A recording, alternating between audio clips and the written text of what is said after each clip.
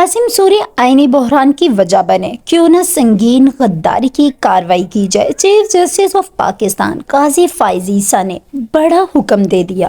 Chief justice کی سربراہی میں 3 رکنی بینچ نے سابق ڈپٹی اسپیکر قاسم سوری کی نااہلی کی کیس کی سماعت کی۔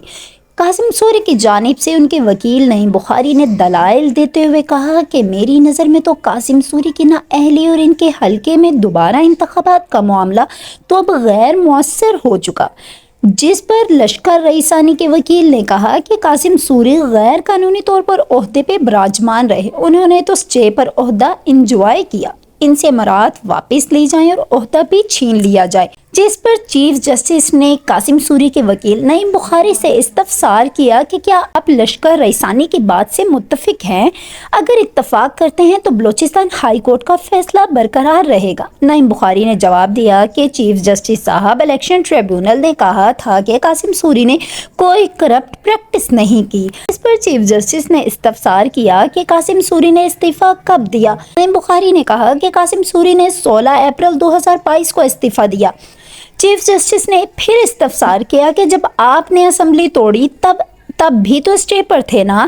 قاسم سوری نے غیر قانونی اسمبلی توڑی۔ قاسم سوری کے لیے تو 5 رکنی بینچ کے فیصلے میں آرٹیکل 6 کے تحت سنگین غداری کی کارروائی کی تجویز کی گئی، کیوں نہ قاسم سوری کے خلاف سنگین غداری کی کارروائی کیجیے؟ جس کسی نے بھی آئین کی خلاف ورزی کی، اس کو سنگین نتائج کا سامنا ہوگا۔ چیف جسٹس قاضی فائز عیسیٰ نے مزید کہا کہ سپریم کورٹ کے اندر جو ہاتھ گھس گئے ہیں کہ کون سے کیس مقرر ہونے ہیں، کون سے روکنے ہیں، یہ سلسلہ اب ختم ہوگا۔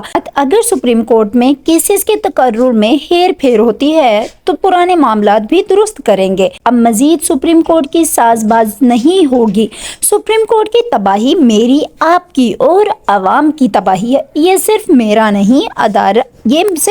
ادارہ نہیں، یہ سب کا ہے۔ نعیم بخاری نے چیف جسٹس سے مکالمہ کیا کہ آپ مجھ سے خفا ہو رہے ہیں یا سسٹم سے؟ چیف جسٹس نے کہا کہ نعیم صاحب، ہم اعتراف کر رہے ہیں کہ سپریم کورٹ کے اندر سے ہیرا پھیری ہوتی رہی۔ قاسم سوری بھی غلطی تسلیم کریں، قاسم سوری بھی غلطی تسلیم کرے، سسٹم سے خفا ہوں میں، آپ سے خفا نہیں۔